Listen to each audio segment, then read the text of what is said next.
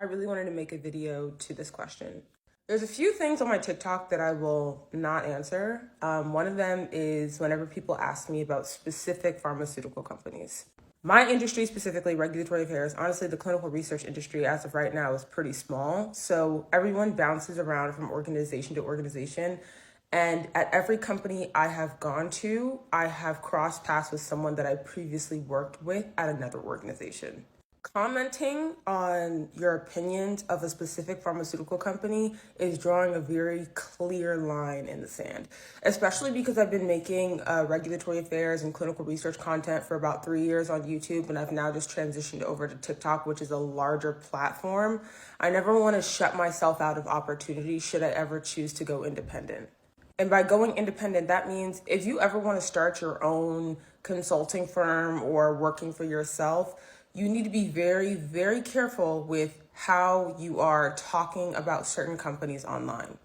The other question that I get a lot, it's not related to this, but people are always asking me, where I currently work. That is also something I will never disclose until I leave my organization. I don't post it on my LinkedIn. I never do. I always post where I've been after I have completed my time there, and then I'll update my LinkedIn when I'm starting my new job, but I won't put what my new job is. And I do this because pharmaceutical companies have very strict social media policies. So because I'm kind of like in an interesting situation where I do talk about industry on my platform, like I talk about the FDA, I talk about biotech, I talk about pharma. Basically, I just make a lot of content related to my career.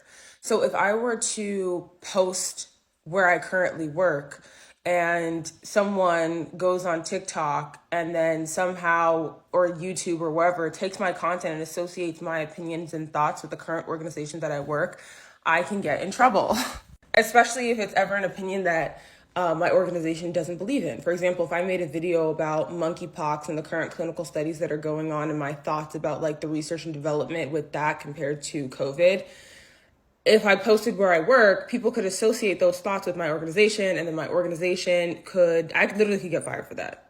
Especially if I don't put the disclaimer of all my opinions and thoughts are my own. And I just don't want to have to deal with that. Like every time I make a video talking about my industry, saying like these thoughts are my own, they're not associated with anyone. Like I just don't want to do that. This is why in my other videos, I've told people to read their social media policies so they understand what they can and can't do. If you do want insight on companies, look up YouTube videos. People share their experiences about where they've previously worked all the time. I also go on stock twits a lot, and you could also just search like certain companies in LinkedIn and see what people are posting. Hope that helps.